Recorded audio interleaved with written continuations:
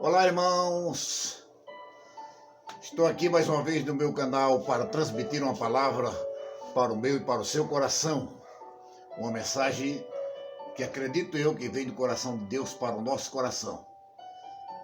Eu sou o pastor Eliseu Silva, pastor da Assembleia de Deus, vinculado ao Ministério do Belém, no estado de São Paulo. E, como os irmãos já me conhecem, eu nasci em um lar cristão. Sou crente desde a minha infância e sirvo a Deus com muita alegria. Eu e minha família, minha esposa e meus filhos adoramos ao Senhor nosso Deus. Temos passado por algumas dificuldades, algumas lutas, algumas aflições, porque, no meu entender, Deus me chamou para lhe servir e Ele cuida de mim, Ele tem cuidado de mim. Mas eu deparei-me com um versículo hoje que eu quero transmitir uma palavra para os irmãos.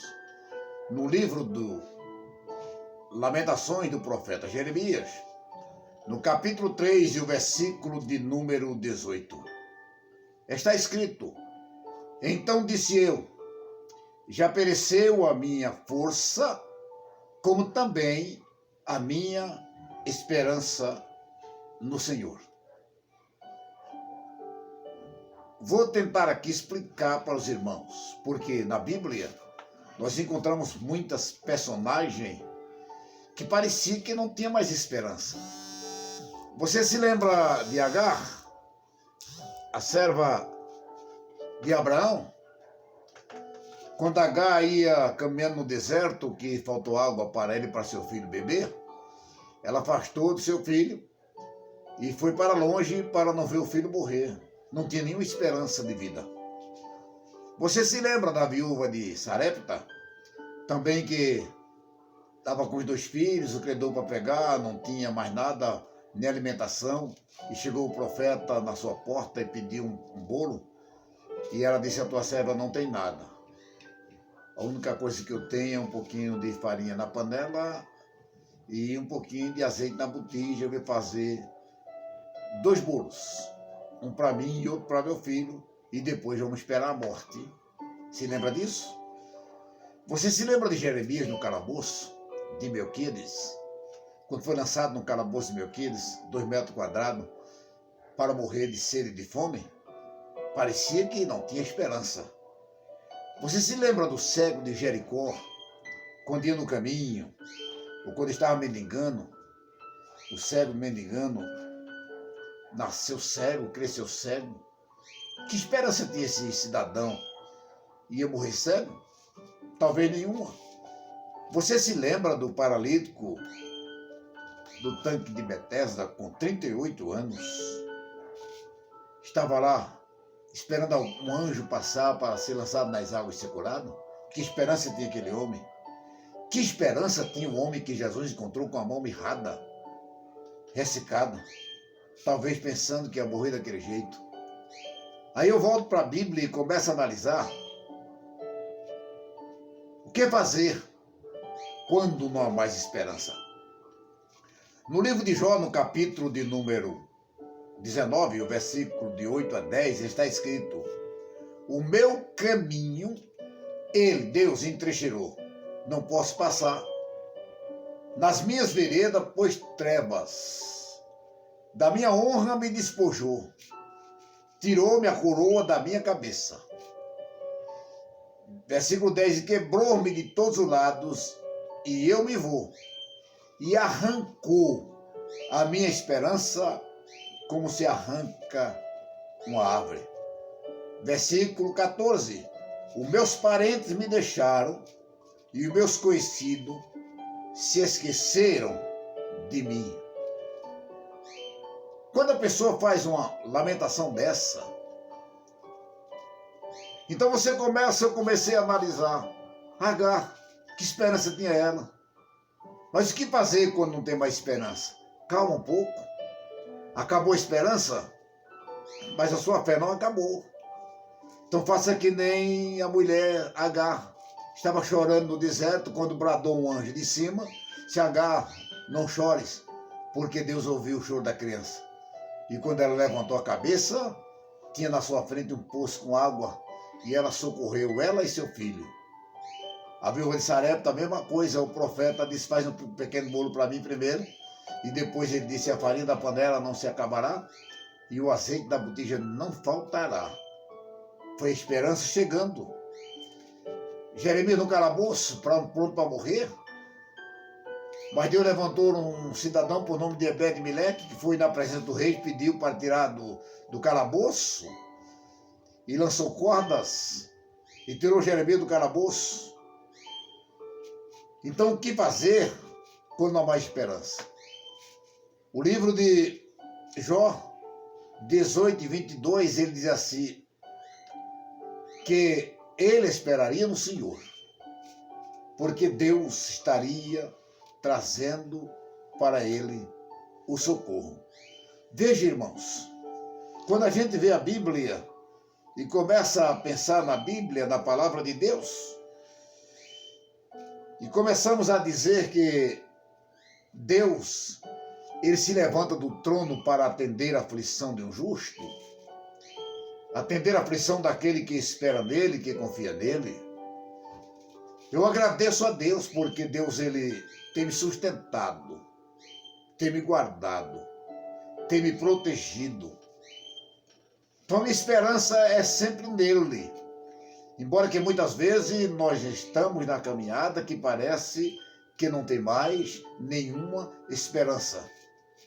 Você vê se fechar as portas, estreitar o caminho, como disse Jó, é a trincheira fechada, mas ele disse mais na frente, mas não tem nenhum problema. Deus, ele se levantará para atender o meu clamor. Veja bem, meus amados irmãos em Jesus Cristo, quando nós olhamos para a Bíblia e começamos a pensar que Deus, ele é o nosso socorro, e Jó no capítulo 18, versículo Jó 19, e o versículo de número 25, diz assim, porque eu sei que meu Redentor vive, e por fim se levantará sobre a terra. O que você está passando? O que você está vivendo? O que você está enfrentando? Qual é a situação que você está? Às vezes, Deus, ele nos leva para o deserto, e às vezes nós vamos sozinhos. Mas em uma situação e outra, existe um socorro da parte de Deus para a sua vida. Eu falei aqui no princípio que eu nasci no lar pobre. Eu nasci numa casa que não tinha luz elétrica. Eu nasci numa casa que não tinha água encanada. Eu nasci numa casa que a rua não tinha esgoto. Meus pais pobres. Meu pai aposentado, ganhando salário mínimo. A minha mãe trabalhava de costureira para o exército, que ganhava era para alimentação. Mas eu vi desde a minha infância fluir a bênção de Deus na vida da minha família. Os milagres acontecendo. Eu vi quando colocaram luz na minha casa. Eu vi quando compraram o primeiro fogão a gás na minha casa. Eu vi quando meu pai, ele melhorou a casa, a situação melhorou. Me tornei de maior. Saí do estado de Pernambuco, migrei para o Sudeste. E Deus me levantou com a minha família, com a minha esposa, com meus filhos. E aprendi com aqueles pastores antigos, pelo menos, meu primeiro pastor foi o pastor José Amaro da Silva, pastor em Pernambuco. Meu segundo pastor foi José Leôncio da Silva, que eu vi ele desde quando ele era diácono da igreja, depois presbítero da igreja e pastor, chegou a ser o presidente do Recife. Eu aprendi com eles a humildade, o sofrimento. Não tinha cobiça por dinheiro, não. Tinha cobiça, ele pregava o evangelho, tinha, desculpa a expressão, cobiça por alma. Salvar almas para o reino de Deus. Assim foi eu, cresci, vim morar em algum lugar em São Paulo que não tinha igreja, e eu começava na minha casa, congregação e vendo alma ser salva para o reino de Deus. Hoje eu estou aí, já quase no fim da caminhada, mas com a mesma força, com o mesmo desejo, com a mesma paixão de ganhar alma, embora sofri 2 infartos, mas eu estou aqui. Vou parar não, porque eu tenho uma esperança da certeza da vitória. O que fazer quando não há mais esperança? É sentar e esperar vir a vitória da parte de Deus. O que é que você está passando nesta hora amarga, atribulada? E Deus ele vai lhe dar a vitória, queridos irmãos. Eu falei no outro vídeo que é só aguardar em silêncio. Não se preocupar, ficar aguardando a vontade de Deus, a operação de Deus na sua vida. Que Deus abençoe você e a sua família. Não esqueça que Deus ele tem milagre para você. Parar, nunca. Caminhar, sempre. E prosseguir, mesmo que vá devagar, mas prossiga, olhando para o alvo e para o céu. Que Deus abençoe a todo em nome de Jesus. E quero comunicar aos irmãos que a partir da próxima semana eu estarei de volta fazendo minha live ao vivo, em nome de Jesus. Meu muito obrigado, fica com Deus e se inscreva no meu canal para nós nos comunicarmos e falarmos alguma coisa da parte de Deus. Eu hoje estou morando em Piracicaba, de mudança para Campinas, e peço a sua ajuda. Que Deus abençoe a todos no nome de Jesus.